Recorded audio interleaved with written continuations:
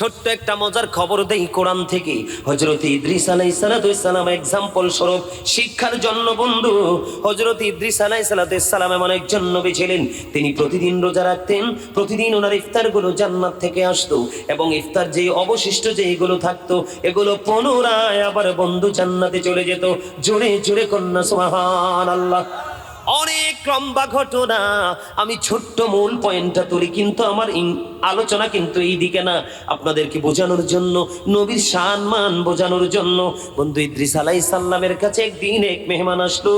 এবার আসার পরে ওনাকে জান্নাতি খাবার খাইতে দিলেন। ওই মেহমান জান্নাতি খাবার খাইলেন না। জান্নাতি খাবার না খেয়ে পরের দিন ওনার সঙ্গে ভ্রমণে বের হয়ে গেল। ভ্রমণে বের হয়ে যাওয়ার পরে তাদের কথোপকথন হলো, অনেক প্রেমময় আলাপ আলোচনা হলো বন্ধু। আলাপ আলোচনা করার পরে ইদ্রিস আলাইহিস সালামের একটু সন্দেহ হলো যে এই মানুষটা কে রে। আমি তাকে জান্নাতি খাবার খাইতে আমন্ত্রণ জানালাম, আমি তাকে ইনভাইট করলাম জান্নাতি খাবার খাওয়ার জন্য, সে কিন্তু জান্নাতি খাবার খেতে নারাজি পোষণ করলো। কে রে, আমার কাছে রহস্যের একজন মেহমান মনে হয়। এবার তাকে ঘিরে ধরলেন। হযরত ইদ্রিস আলাইহিস সালাম ডেকে ডেকে বললেন, আপনি কে গো, কি আপনার পরিচয়? আমার কাছে আপনাকে রহস্যময় মনে হয়। এবার ওই মেহমান ডাক দিয়ে বললেন, ওরে আল্লাহর নবী, আমি পৃথিবীর কোনো সাধারণ মানুষ নই, আমি হলাম মৃত্যুদূত আজরাইল। এবার ইদ্রিস আলাইহিস সালাম একটা ডাক দিয়ে বললেন, তুমি যদি আজরাইল হও তাহলে কি আমার মরণের সময় হয়ে গেছে? এবার ইদ্রিস আলাইহিস সালামের প্রশ্নের জবাবে আজরাইল বললেন, না না না, আমার মৃত্যুর সময়, আপনার কোনো মৃত্যুর সময় হয়নি, তাহলে আপনি আমার কাছে কেন এসেছেন? এবার ওই আজরাইল বললেন, আমি আপনার সাথে বন্ধন তৈরি করতেছি, এক প্রেমময় বন্ধন তৈরি করতে এসেছি। এবার ইদ্রিস আলাইহিস সালাম একটা ডাক দিয়ে বললেন, আপনি যদি আমার সাথে যদি প্রেমময় বন্ধন তৈরি করতে চান তাহলে আমার কিছু কন্ডিশন আছে, সেগুলো মানতে হবে। ওগো আল্লাহর নবী, কি আপনার শর্ত গো? আমাকে বলে দিন, আমি শুনতে চাই, আমি শুনতে চাই গো, আমি শুনতে চাই। এবার ইদ্রিস আলাইহিস সালাম ডেকে বললেন, আমার শর্ত হলো একবার আমাকে মরণ দিতে হবে। ওমা সুবহানাল্লাহ বলতে ভয় পান কেন? কি প্রেম দেখতে পেরে আপনি ভিতরে ঢুকে কি মজা দেখেন। কয় আমাকে মরণ দিতে হবে। না না না নবী গো, আপনার তো এখনো মরণের সময় হয়নি। শুধু এখানে একান্ত নয়, আমি মৃত্যুবরণ করার পরে আমার পুনরায় আবার জীবিত করতে হবে, আরো বড় মহা সমস্যা। এবার ইদ্রিস আলাইহিস সালাম বললেন, না না না, এখানেই শুধু ক্ষান্ত নয় গো, আমাকে একবার আপনাকে জাহান্নাম দেখাতে হবে, এরপরে বললেন আমাকে একবার জান্নাত দেখাতে হবে। এবার ইদ্রিস আলাইহিস সালাম একটা ডাক দিয়ে বললেন, আজরাইল একটা ডাক দিয়ে বললেন, নবী গো, আপনি যে বললেন আপনাকে জান্নাত দেখাইতে হবে, আপনি কথা দেন জান্নাত দেখার পরে ফিরে আসবেননি। জোরে জোরে বলুন না সুবহানাল্লাহ। ওগো নবী, কথা দেন আপনি জান্নাত দেখার পরে আপনি ফিরে আসবেন কিনা। বন্ধুরে আমার, এইভাবে যখন বললেন, কিন্তু মূল কথা হলো আল্লাহর নবীর মৃত্যুর তো সময় এখনো হয়নি। এবার বললেন, আমি এটা বুঝি না, আমার সাথে প্রেম করতে হলে মৃত্যু আমার লাগবে। এবার আজরাইল আল্লাহকে ডেকে বললেন, আল্লাহ, আপনার নবী তো মরণ চায়। আমার আল্লাহ বললেন, হ্যাঁ, তাকে মরণ দিয়ে দাও। সুবহানাল্লাহ বলে না? আপনার তো স্লো কেন? মাহফিল তো 13তম, আপনার তো ফাস্ট হওয়ার কথা, অ্যাক্টিভ হওয়ার কথা। ওয়াজ যত গভীরে ঢুকবো ততই প্রেমে পড়বেন। যে প্রেমে পড়বেন সেই মুমিন, আর যার মধ্যে বিরক্তি আসবে তাহলে বুঝতে বইটা ঠিক কথা কয় না, ঠিক না বে ঠিক? আরে আরো জোরে, কি কথা ভুল বলছি? হ্যাঁ, কিন্তু প্রেমের বাজারে ঢুকলে কি আর প্রেমের স্বাদ মিটে? কথা বলেন না কেন? এবার কয়, হ, তার মরণ দিয়ে দেন। এবার বন্ধু মরণ দিয়ে দিলেন। মৃত্যুবরণ করার পরে আবার বন্ধু ইদ্রিস আলাইহিস সালামকে যখন জিন্দা করা হলো, ওই যে কথা দিয়েছে, হ্যাঁ আপনাকে জিন্দা করব, জিন্দা করার পরে ইদ্রিস আলাইহিস সালামকে একটা ডাক দিয়ে বললেন, নবী, নবী গো, ও নবী, জানতে বড় মনে চায়, আপনি যে মৃত্যুবরণ করলেন, মৃত্যুটাকে আপনি কেমন পেয়েছেন গো নবী? এবার আল্লাহর নবী ইদ্রিস আলাইহিস সালাম একটা ডাক দিয়ে বললেন, এরে আজরাইল, মৃত্যু তো যন্ত্রণাদায়ক রে, মৃত্যু এত বেদনাদায়ক রে আজরাইল, আমার কাছে মনে হয়েছে জীবিত একজন মানুষকে মাথা থেকে পা পর্যন্ত চামড়াটা তুলে ফেললে, অথবা পা থেকে মাথা পর্যন্ত জিন্দা একজন মানুষের চামড়াটা ছেড়ে ফেললে একটা মানুষের যেমন কষ্ট হয় রে, আমার কাছে মৃত্যুটা দেখতে এমন কষ্টকর মনে হয়েছে। এবার আজরাইল একটা ডাক দিয়ে বললেন, নবী গো, ও প্রভু, আমার এই জীবনে যতগুলো প্রাণীর জান আমি কবজ করেছি, আপনার মতো এত আদবের সাথে আমি কারো জান কবজ করি নাই গো নবী। জোরে জোরে কন্যা আল্লাহু আকবার। সবচেয়ে কম, সবচেয়ে আদব, সবচেয়ে সফট মৃত্যু যদি হয় জিন্দা মানুষের চামড়া ছেলে ফেলার মতো, তাহলে কঠিন মরণ কেমন হবে রে বন্ধু? এই জন্য আমি আপনাদেরকে বললাম, এই বাকি জায়গাটা একটু গুরুত্বপূর্ণ জায়গা শেষ করে দেই। উনি জান্নাত দেখতে চাইলেন। নবী গো, কেন আপনি জান্নাত দেখতে হবে? কেন গো আপনাকে জাহান্নাম দেখতে হবে? আল্লাহর নবী একটা ডাক দিয়ে বললেন, আমি যেন আরো তাকওয়া সম্পূর্ণ হতে পারি। যেই নবীর ইফতারি আসে জান্নাত থেকে, ইফতারি আবার থাকলেও পড়লে চলে যায় জান্নাতে, সেই নবী নাকি জাহান্নাম দেখে আরো ভয় শিখবে। তাহলে এখান থেকে আপনার আমার শিক্ষা আছে না নাই? আল্লাহর নবী হওয়ার পরেও যদি রে জাহান্নাম দেখতে চায় আরো বেশি আল্লাহ ওয়ালা হওয়ার জন্য, আরো বেশি তাকওয়া সম্পূর্ণ হওয়ার জন্য, তাহলে আপনার আমার মতো জঘন্য পাপীদের কি চিন্তা করা উচিত?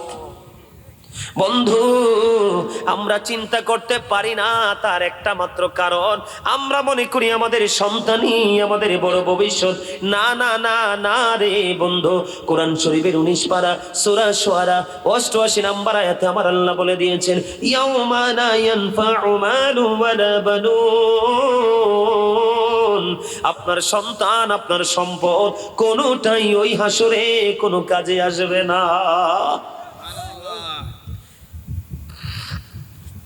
আপনারা সত্যি করে বলেন তো, আমার ওয়াজগুলো কি আপনাদের হৃদয়ে পৌঁছাচ্ছে? আমার কথাগুলো কি আপনাদের হৃদয়ের মধ্যে ঢুকতেছে? কিছু বুঝতেছেন? আপনারা যদি বুঝতেছেন, বোঝার ইচ্ছা থাকে, আমি আরো বোঝাবো আপনাদেরকে, আরো আলোচনা করব, কিন্তু আপনাদের মানসিকতা থাকতে হবে শিখার মতো। এই দিক দিয়ে শুনবেন, ওদিক দিয়ে বের করে দিবেন, এই ওয়াজ আমি করতে চাই না। কথা কি বুঝতে পারছেন?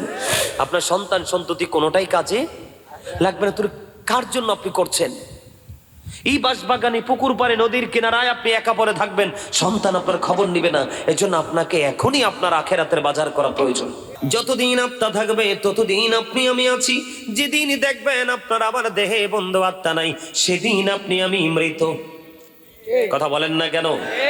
মৃত্যুবরণ করার পরে আপনার আমার ঠিকানা কোথায়? আপনার আমার ঠিকানা হলো কবর। ও বন্ধু, এই কবরে যখন যাব, আমি আপনাদেরকে বলি, কবরের যে প্রথম রাত, কবরে যখন যাব, কবরে যাওয়ার পরে ফেরেশতারা আপনার আমার কাছে চলে আসবে হিসাব চাইতে।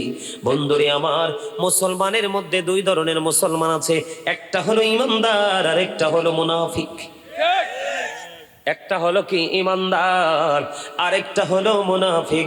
আপনার আমার প্রাণের রাসূল বলেছেন, বিলিভার্স লাভ দ্য প্রফিট, ইমানদাররা আমি নবীকে ভালোবাসবে, hypocrites don't love the profit, মুনাফিকরা আমি নবীকে ভালোবাসবে না।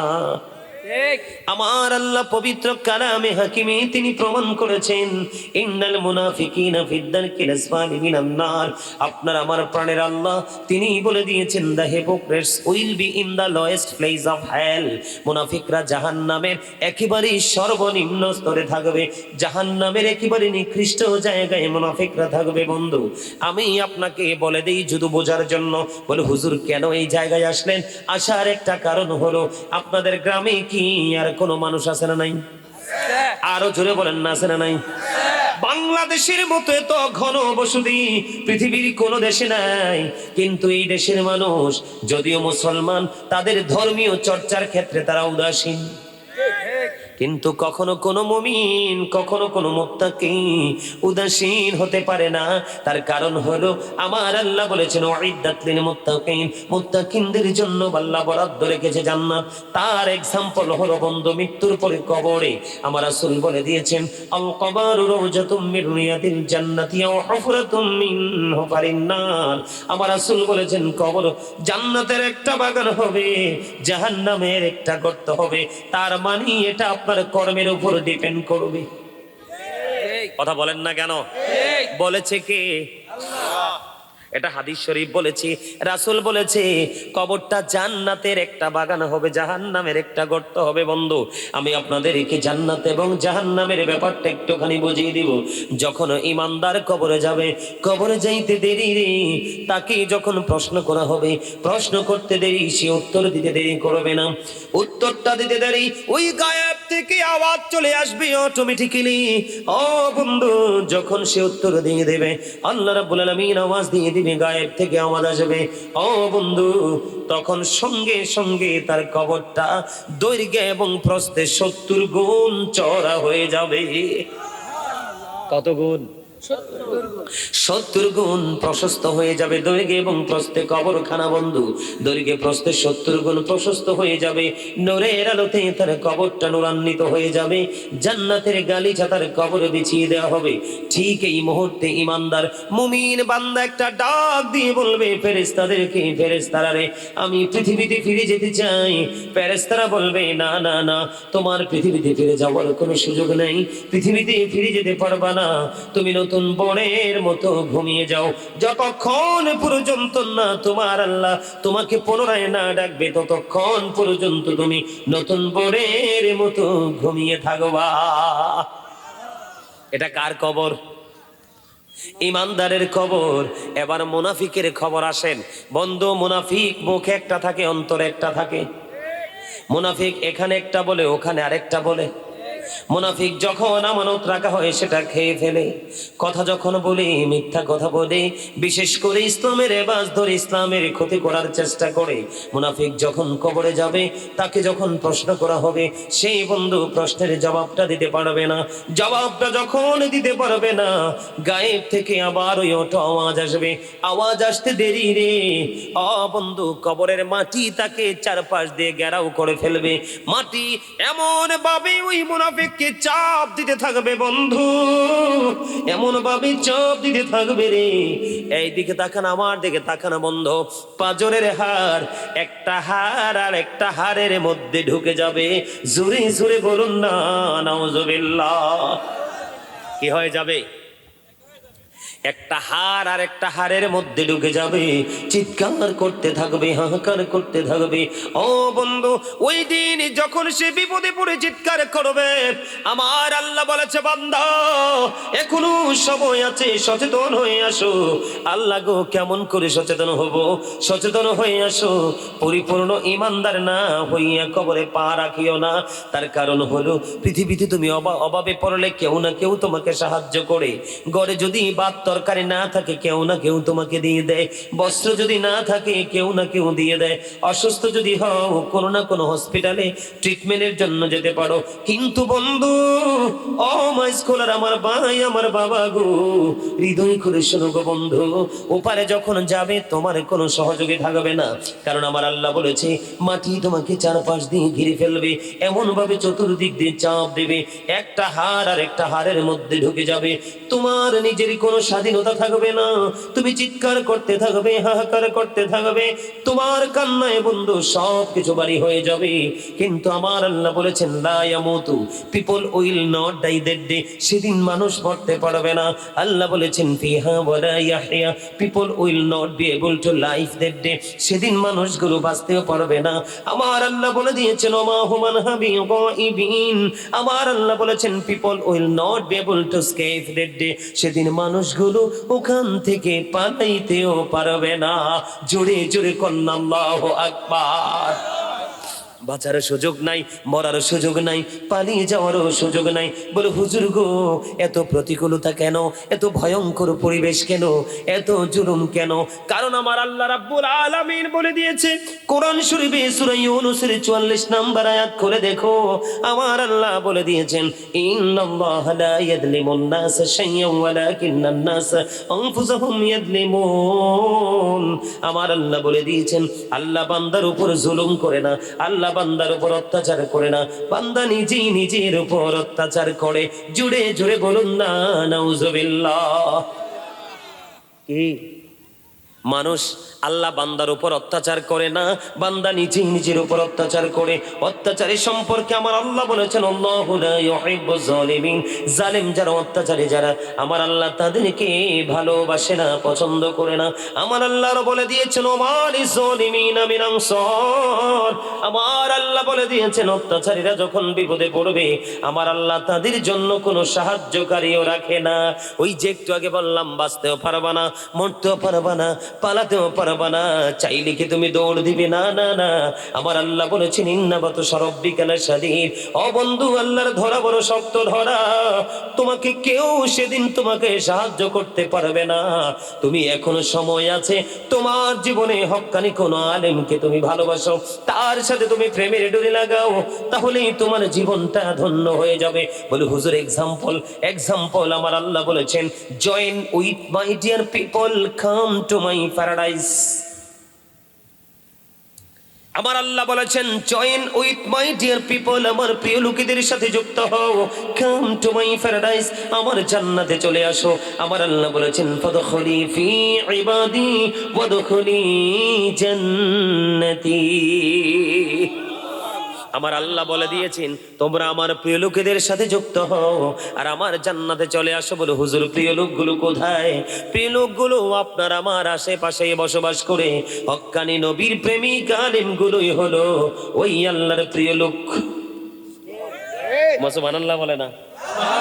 আরে আরো জোরে সুবহানাল্লাহ বলেন না কেন? আপনারা তো আজকে আমরা যারা এখানে উপস্থিত হয়েছে আমরা সবাই জান্নাতের মেহমান।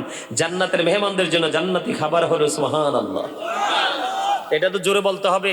জুলুম যারা করলা বন্ধু হারাইলা দুকুল, জনম জনম কি দিও তোমার হবে না মাসুল। জুলুম যারা করলা বন্ধু হারাইলা দুকুল, জনম জনম কি দিও তোমার হবে না মাসুল। একবার ভেবে দেখো না তোমার কোথায় ঠিকানা, একবার ভেবে দেখো না তোমার কোথায় ঠিকানা। এখনো তো আছে সময়, এখনো তো আছে সময়, বোঝো তোমার ভুল। জনম জনম কি দিও তোমার হবে না মাসুল। বলেন জনম জনম কি দিও তোমার হবে না মাসুল। বৃষ্টি যখন আসে বন্ধু শীতল মরুভূমি, তওবা করো ক্ষমা পাবে বলে গেলাম আমি। বলেন বৃষ্টি যখন আসে বন্ধু শীতল মরুভূমি, তওবা করো ক্ষমা পাবে বলে গেলাম আমি। তোমার জীবন মোহনা কোথায় সে তো জানো না, তোমার জীবন মোহনা কোথায় সে তো জানো না। ক্ষমা যদি না পাও বন্ধু, ক্ষমা যদি না পাও বন্ধু পাবে না তুকুল। জনম জনম কি দিও তোমার হবে না মাসুল। বলেন জনম জনম কি দিও তোমার হবে না মাসুল। মারহাবা বলেন। এত আস্তে, আরো জোরে, আরো জোরে, আরো জোরে। আমি যে দুনিয়ার হেই ফিরিতে বাংলাদেশের শেষ সীমানা থেকে আইছি কুমিল্লা জেলা, আমি তো কত স্ট্রং। আর এটি আশপাশ থেকে পেট ভরে খাই যাইছে, নদীর মাছ খায় সব সময়, এর শরীরে এনার্জি নাই মনে হয়। আরো জোরে। এই মনে রাখবেন দুর্বল ইমানদারের চাইতে শক্তিশালী পাওয়ারফুল ইমানদার আল্লাহর কাছে বেশি পছন্দের। কারণ শক্তিশালী ইমানদারের যখন প্রয়োজন হয় ইসলামের জন্য টাকা খরচ করতে পারে। শক্তিশালী ইমানদাররা, যেমন আজকে আপনারা শক্তির প্রমাণ করেছেন, আপনারা যে শক্তিশালী ইমানদার তার প্রমাণ হলো আজকের এই জান্নাতের বাগান, কারণ এটার মাধ্যমে ইসলাম কায়েম হচ্ছে। কথা বলেন না কেন? কি হচ্ছে? যখন টাকা খরচ করার প্রয়োজন টাকা খরচ করতে পারে, যখন লাঠি প্রয়োগ করার প্রয়োজন লাঠি চার্জ করতে পারে। কথা বলেন না কেন? যখন জাগবেদ ইসলামের ঝান্ডা হাতে নিয়ে কোন বেঈমান কাফের অপশক্তিকে প্রতিহত করতে হয়, তখনও শক্তিশালীরাই আগে চলে যায়। এজন্য আপনারা শক্তিশালী ইমানদারের পরিচয় দিতে হবে। দুর্বল ইমানদারের চাইতে শক্তিশালী ইমানদার আল্লাহর কাছে বেশি পছন্দ। আজকে সারা রাত ওয়াজ শুনতে পারবেন নি? উদ্দা বল কথা। 2-4 জন পারবেন, আমি চেহারা দেখে বুঝতে পারছি 2-4 জন পারবেন। আর বাকি তারা তো মনে হয় যে এখনই চিন্তা করতেছেন বিছানায় কবে যাবেন। মনে রাখবেন, এই পৃথিবীতে যদি একটু বিছানা ত্যাগ করতে পারেন তাহলে চিরস্থায়ী বিছানা আপনার জন্য বরাদ্দ হয়ে যাবে। যেখানে ঘুম শেষ হবে কিন্তু বিছানা শেষ হবে না, ওই চিন্তা করে আপনি এখানে বসেন, তাহলে আপনি সফল হতে পারবেন। আপনি কি আমার কথাগুলো একটু গুরুত্ব দিয়ে শুনতে পারছেন? আপনি কি মনে হয় ওখানে এত প্রতিকূলতা আসবে আপনি বাঁচতে পারবেন না, আপনি মরতেও পারবেন না, আপনি পালাতেও পারবেন না, চাইলে দৌড়ও দিতে পারবেন না, আপনার কোনো হেল্পার আপনি খুঁজে পাবেন না। আল্লাহ বলেছে জালেমদের জন্য আল্লাহ কোনো সাহায্যকারী রাখে নাই। সূরা কন্যা নাউজুবিল্লাহ। আরো জোরে, আরেকটু মহব্বতে। তাহলে এই কবর থেকে বাঁচতে হলে আপনাকে কি করতে হবে? কবরের বাজার। পৃথিবীর মার্কেটে গেলে পৃথিবীর মার্কেটিং হয়। পৃথিবীর মার্কেট কিন্তু যেই কোনো জায়গা থেকে করা যায়, কিন্তু আখেরাতের বাজার যেই কোনো জায়গা থেকে করা যায় না। এই জায়গাটা একেবারে সীমিত। যেমন আজকের একটা মার্কেট, ইমানদাররা এখানে এসছে ইমান এবং আমলকে কি করার জন্য? খরিদ করার জন্য, জানার জন্য। ঠিক কিনা বলেন? আর মসজিদে তো প্রতিদিন ওয়াজ হয় না, হয় সপ্তাহে একদিন জুম্মার দিনে হয়। তো এইগুলো আপনাদেরকে বুঝে নিতে হবে যে আল্লাহ তো আমাদের জন্য সারা বছর, সারা মাস, সারা দিনই বরাদ্দ দিয়েছে। শুধু অল্প অল্প মাঝে মাঝে একটু সময় আমরা আল্লাহর জন্য গোলামি করব, আল্লাহকে রাজি করার জন্য। ওটা যদি আপনি ভালোভাবে সিদ্ধান্ত নিতে পারেন তাহলে অটোমেটিক্যালি আপনার জীবনের পরিবর্তন চলে আসবে, লাইফ স্টাইল চেঞ্জ হয়ে যাবে। ঠিক কিনা বলেন? আরো জোরে বলেন, আর একটু মহব্বতে, আরো জোরে। হাজার হাজার মানুষের দরকার নাই তো, আপনার হাজার হাজার লক্ষ লক্ষ মানুষ আছে কিন্তু প্রেম নাই। এই মানুষ দিয়ে কোনো লাভ নাই। আর 5 জন আছে কিন্তু 7টা প্রেমিক, তাহলে মন্দ কি? এটাই তো যথেষ্ট। প্রতি 1000-999 জন জাহান্নামী হবে, অনলি 1% একজন মাত্র জান্নাতি হবে। আবার বুঝেন ভালো মানুষের সংখ্যাটা, এই সব জায়গাটাকে ভালোবাসার মতো মানুষের সংখ্যাটা তো কম হবে কত। বন্ধুরে আমার, একজনে সে নবীকে প্রশ্ন করলেন, ইয়া রাসূলুল্লাহ, ইয়া হাবিবাল্লাহ, নবী গো, কিয়ামত কখন হবে গো নবী? এবার আমার নবীজি বললেন, তুমি কিয়ামতের দিনের জন্য কি প্রস্তুতি নিয়েছো? ইয়া রাসূলুল্লাহ, ইয়া হাবিবাল্লাহ, নবী গো, ও প্রাণের নবী, আমি কিয়ামতের দিনের জন্য কোনো প্রস্তুতি নিতে পারিনি গো নবী। আমি আল্লাহ এবং রাসূলকে ভালোবাসি।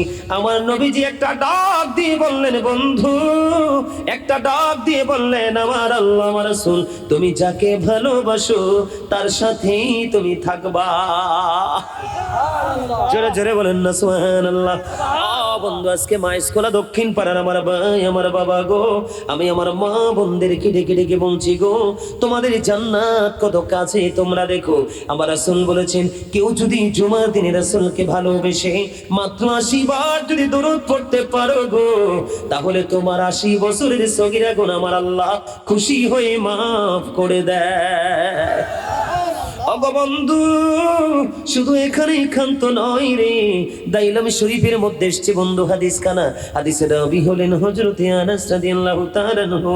তিনি জানিয়ে দিয়েছেন, আমার রাসূল বলে দিয়েছেন, কেউ যদি প্রাণের নবীকে ভালোবাসিয়া প্রতিদিন যদি মাত্র 1000 বার যদি দরুদ পড়তে পারো, বন্ধু, হোক সে যুবক, হোক সে যুবতী, হোক সে বৃদ্ধ, হোক সে বৃদ্ধা, যেই বয়সের হোক না কেন, বন্ধু, কেউ যদি প্রাণের নবীকে ভালোবাসিয়া প্রতিদিন যদি 1000 বার যদি দরুদ পড়তে পারো, তাহলে জান্নাত না দেখা পর্যন্ত তোমার মরণ হবে না। জোরে জোরে বলুন না সুবহানাল্লাহ। এই জন্য অনেক পুরনো নিয়ামতের খবর বন্ধু প্রায় আজ বলে থাকি। দুরুদ শরীফে পড়ে যারা আশিকে রাসূল, বলেন মিলাদ শরীফে পড়ে যারা আশিকে রাসূল। যিনি হলেন আল্লাহ তাআলার, যিনি হলেন আল্লাহ তাআলার সৃষ্টি কুলের মূল, দুরুদ শরীফ পড়ে যারা আশিকে রাসূল, বলেন মিলাদ শরীফে পড়ে যারা আশিকে রাসূল। দুরুদ পড়ছে রব তারা, ইমানদারের দল সে কাজ করছে নিরালা, বলেন মিলাদ পড়ছে রব তাআলা, ইমানদারের দল সে কাজ করছে নিরালা। রহমতে পাবে ক্ষমা পাবে, রহমতে পাবে ক্ষমা পাবে বলেছে রাসূল। দুরুদ শরীফ পড়ে যারা আশিকে রাসূল, বলেন মিলাদ শরীফে পড়ে যারা আশিকে রাসূল। জোরে কন্না মারহাবা, আর জোরে বলেন না মারহাবা। তাহলে আপনারা টেনশন করার দরকার আসেনি। আল্লাহ রাব্বুল আলামিন বলতেছে, তোমরা যদি আমাকে পেতে চাও তাহলে তোমরা আমার হাবিবকে ভালোবাসো। যদি তোমরা আমার হাবিবুল্লাহকে ভালোবাসতে পারো রে, আমি আল্লাহ তোমাদেরকে ভালোবাসবো, তোমাদের সমস্ত জীবনের গুনাহগুলি আমি মাফ করে দিব। প্রাণের নবীকে ভালোবেসে যদি তুমি দরুদ পড়ো, বেশি পারো না প্রতিদিন যদি মাত্র 1000 বার পড়তে পারো, তাহলে জান্নাত না দেখা পর্যন্ত তোমার মরণ হবে না। জোরে জোরে বলুন না সুবহানাল্লাহ। বন্ধুরে আমার, এখানেই শুধু ক্ষান্ত নয়, দুরুদ পড়তে হবে প্রাণের রাসূলকে ভালোবেসে। আজরাইল আলাইহিস সালাম কথা দিয়েছে, তুমি যদি ফরজ ও ওয়াজিবের ফাঁকে তুমি যেখানে থাকো, যে অবস্থায় থাকো, পবিত্র অবস্থায় যদি প্রাণের নবীকে ভালোবেসে বেশি তুমি যদি দরুদ পড়তে পারো, তোমার জন্য নিয়ামতের খবর আজরাইল কথা দিয়েছে। ও নবীর প্রেমিকেরা, তোমরা গুড নিউজ গুলো ব্রেইনে সেটআপ দিয়ে রাখো রে। আমি আজরাইল কথা দিলাম, আমার হাবিবের সাথে, আমার নবীর সাথে প্রেমের কারণে আমি নবী তোমার জানটা এমন ভাবে, আমি আজরাইল তোমার জানটা এমন ভাবে কবজ করব যেমনি আমি নবী রাসূলের জান কবজ করেছি। জোরে জোরে বলুন না সুবহানাল্লাহ। বন্ধু, আপনার আমার জন্য সবচেয়ে বড় ভয়ঙ্কর হলো বন্ধু মৃত্যুর সময়টা। কোন সময়টা? আমি আপনাদেরকে বলি, ছোট্ট একটা মজার খবর দেই কোরআন থেকে। হযরত ইদ্রিস আলাইহিস সালাম एग्जांपल স্বরূপ শিক্ষার জন্য বন্ধু, হযরত ইদ্রিস আলাইহিস সালাম এমন একজন নবী ছিলেন, তিনি প্রতিদিন রোজা রাখতেন। প্রতিদিন ওনার ইফতারগুলো জান্নাত থেকে আসতো, এবং ইফতার যে অবশিষ্ট যেগুলো থাকতো এগুলো পুনরায় আবার বন্ধু জান্নাতে চলে যেত। জোরে জোরে কন্যা সুবহানাল্লাহ। অনেক লম্বা ঘটনা, আমি ছোট্ট মূল পয়েন্টটা তুলি, কিন্তু আমার আলোচনা কিন্তু এই দিকে না, আপনাদেরকে বোঝানোর জন্য, নবীর সম্মান বোঝানোর জন্য। বন্ধু, ইদ্রিস আলাইহিস সালামের কাছে একদিন এক মেহমান আসলো। এবার আসার পরে ওনাকে জান্নাতি খাবার খাইতে দিলেন। ওই মেহমান জান্নাতি খাবার খাইলেন না। জান্নাতি খাবার না খেয়ে পরের দিন ওনার সঙ্গে ভ্রমণে বের হয়ে গেল। ভ্রমণে বের হয়ে যাওয়ার পরে তাদের কথোপকথন হলো, অনেক প্রেমময় আলাপ আলোচনা হলো বন্ধু। আলাপ আলোচনা করার পরে ইদ্রিস আলাইহিস সালামের একটু সন্দেহ হলো যে এই মানুষটা কে রে, আমি তাকে জান্নাতি খাবার খাইতে আমন্ত্রণ জানালাম, আমি তাকে ইনভাইট করলাম জান্নাতি খাবার খাওয়ার জন্য, সে কিন্তু জান্নাতি খাবার খেতে নারাজি পোষণ করলো। কে রে, আমার কাছে রহস্যের একজন মেহমান মনে হয়। এবার তাকে ঘিরে ধরলেন। হযরত ইদ্রিস আলাইহিস সালাম ডেকে ডেকে বললেন, আপনি কে গো, কি আপনার পরিচয়? আমার কাছে আপনাকে রহস্যময় মনে হয়। এবার ওই মেহমান ডাক দিয়ে বললেন, ওরে আল্লাহর নবী, আমি পৃথিবীর কোনো সাধারণ মানুষ নই, আমি হলাম মৃত্যুদূত আজরাইল। এবার ইদ্রিস আলাইহিস সালাম একটা ডাক দিয়ে বললেন, তুমি যদি আজরাইল হও তাহলে কি আমার মরণের সময় হয়ে গেছে? এবার ইদ্রিস আলাইহিস সালামের প্রশ্নের জবাবে আজরাইল বললেন, না না না, আমার মৃত্যুর সময়, আপনার কোনো মৃত্যুর সময় হয়নি, তাহলে আপনি আমার কাছে কেন এসেছেন? এবার ওই আজরাইল বললেন, আমি আপনার সাথে বন্ধন তৈরি করতেছি, এক প্রেমময় বন্ধন তৈরি করতে এসেছি। এবার ইদ্রিস আলাইহিস সালাম একটা ডাক দিয়ে বললেন, আপনি যদি আমার সাথে যদি প্রেমময় বন্ধন তৈরি করতে চান তাহলে আমার কিছু কন্ডিশন আছে, সেগুলো মানতে হবে। ওগো আল্লাহর নবী, কি আপনার শর্ত গো? আমাকে বলে দিন, আমি শুনতে চাই, আমি শুনতে চাই গো, আমি শুনতে চাই। এবার ইদ্রিস আলাইহিস সালাম ডেকে বললেন, আমার শর্ত হলো একবার আমাকে মরণ দিতে হবে। ওমা সুবহানাল্লাহ বলতে ভয় পান কেন? কি প্রেম দেখতে পেরে আপনি ভিতরে ঢুকে কি মজা দেখেন। কয় আমাকে মরণ দিতে হবে। না না না নবী গো, আপনার তো এখনো মরণের সময় হয়নি। শুধু এখানে ক্ষান্ত নয়, আমি মৃত্যুবরণ করার পরে আমার পুনরায় আবার জীবিত করতে হবে, আরো বড় মহা সমস্যা। এবার ইদ্রিস আলাইহিস সালাম বললেন না না না, এখানেই শুধু ক্ষান্ত নয় গো, আমাকে একবার আপনাকে জাহান্নাম দেখাতে হবে, এরপরে বললেন আমাকে একবার জান্নাত দেখাতে হবে। এবার ইদ্রিস আলাইহিস সালাম একটা ডাক দিয়ে বললেন, আজরাইল একটা ডাক দিয়ে বললেন, নবী গো, আপনি যে বললেন আপনাকে জান্নাত দেখাইতে হবে, আপনি কথা দেন জান্নাত দেখার পরে ফিরে আসবেননি। জোরে জোরে বলুন না সুবহানাল্লাহ। ওগো নবী, কথা দেন আপনি জান্নাত দেখার পরে আপনি ফিরে আসবেন কিনা। বন্ধুরে আমার, এইভাবে যখন বললেন, কিন্তু মূল কথা হলো আল্লাহর নবীর মৃত্যুর তো সময় এখনো হয়নি।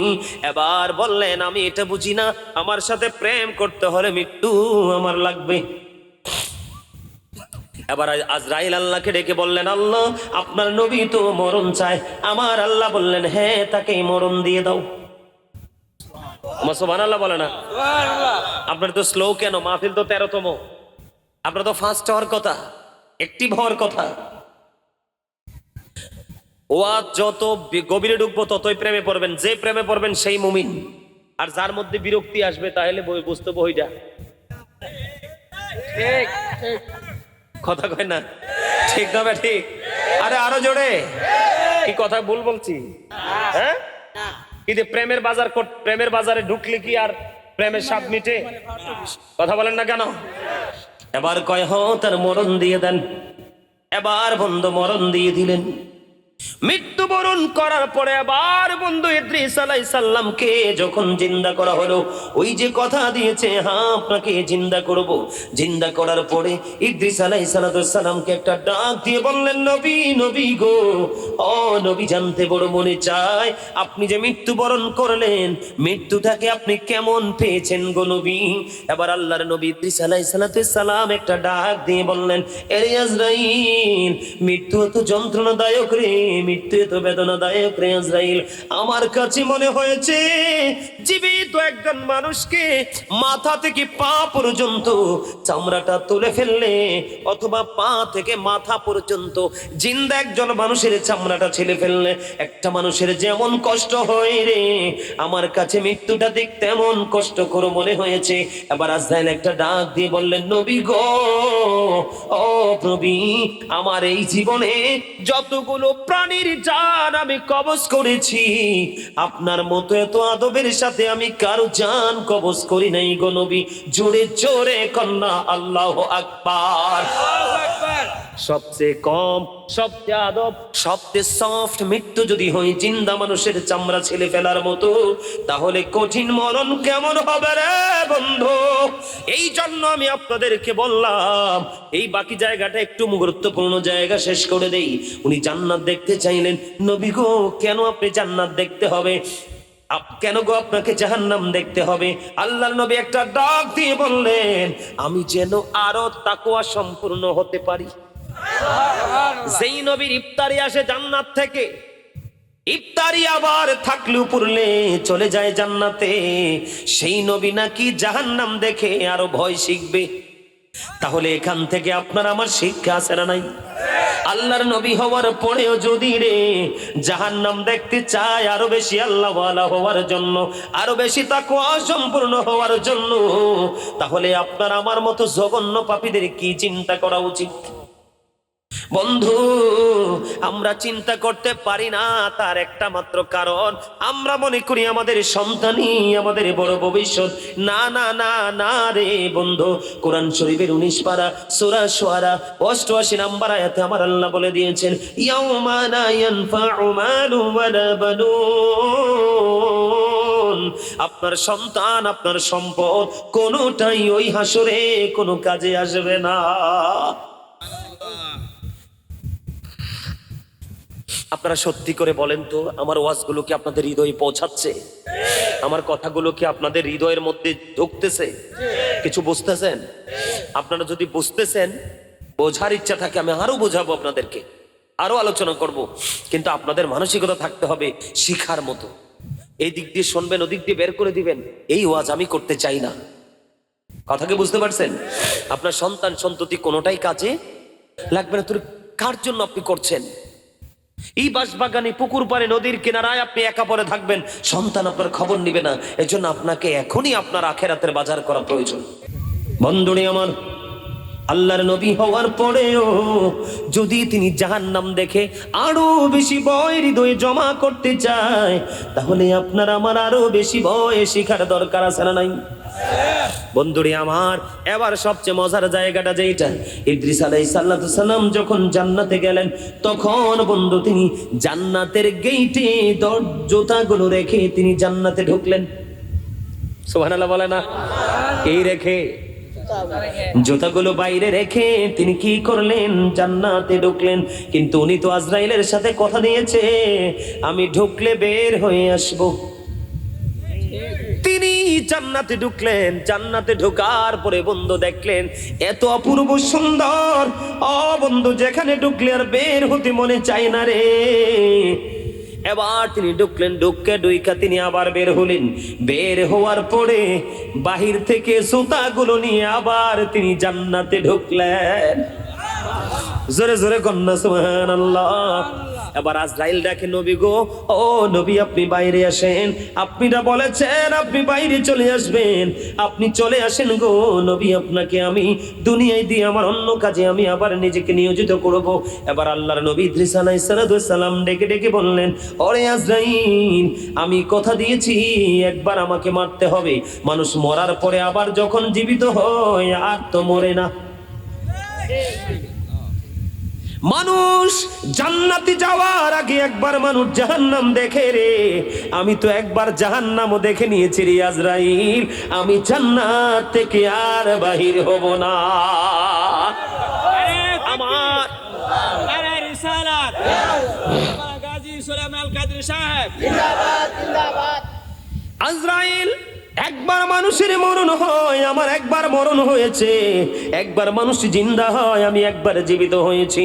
মানুষ একবার জান্নাতে যাওয়ার আগে জাহান্নাম দেখে, আমি এটাও দেখে নিয়েছি। আমি জান্নাতে ঢুকেছিলাম, তোমাকে কথা দিয়েছিলাম আমি বের হয়ে আসব, আমি কথা রেখেছি রে আজরাইল। আমি পুনরায় জুতা নিয়ে আবার জান্নাতে ঢুকলাম, আমি এই জীবনে আর জান্নাত থেকে বের হব না। আজরাইল বললেন, নবী গো আপনি বাইরে আসেন।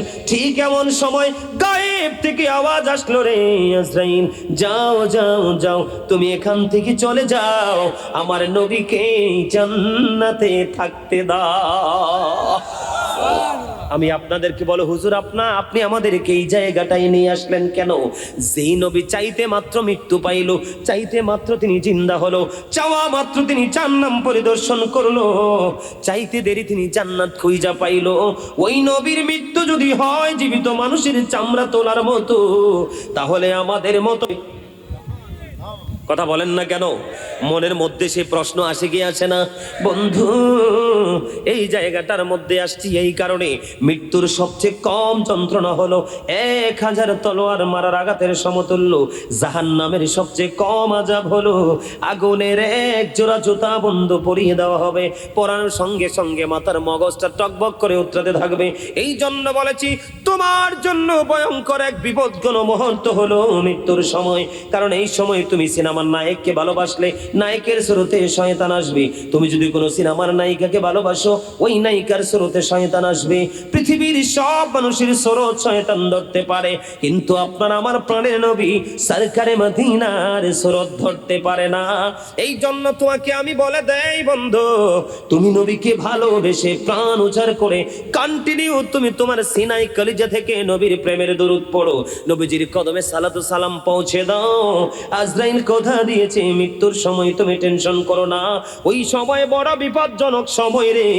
ওই সময় আমি আজরাইল তোমার প্রাণ পাখিটা এমন ভাবে কবজ করব যেমনি ভাবে নবী রাসূলের জান আমি কবজ করেছি। আপনার আমার জন্য আরেকটা ভয়ঙ্কর জায়গা আছে বন্ধু, আছে না নাই? আরেকটা ভয়ঙ্কর জায়গা হলো বন্ধু ফুলচেরাতের ফুল, যেটা 30,000 বছরের রাস্তা হবে রে। চুলের মতো বন্ধু চিকন হবে, হীরার চাইতে বন্ধু ধার হবে। ওই ফুলচেরাতের পোল বন্ধু 30,000 বছরের রাস্তা হবে। এটার উপর দিক দিয়ে আগুন, নিচের দিকে ঝুলন্ত, নিচের দিক দিয়ে আগুনটা উপরের দিকে উদিত অবস্থায়, ভয়ঙ্কর ধারালো এক ফুলচেরাতের পোল। বন্ধু জিব্রাইল আলাইহিস সালাম কথা দিয়েছে, নবীর প্রেমিকেরা, নবীর আশিকেরা রে, তোমরা টেনশন করো না, আমার নবীর সাথে প্রেমের ডুরি লাগাইয়া কন্টিনিউ শুধু নবীর প্রেমের দরুদ পড়ো। আমি জিব্রাইল কথা দিলাম, তোমাদের জন্য আমি জিব্রাইল রেডি আছি রে।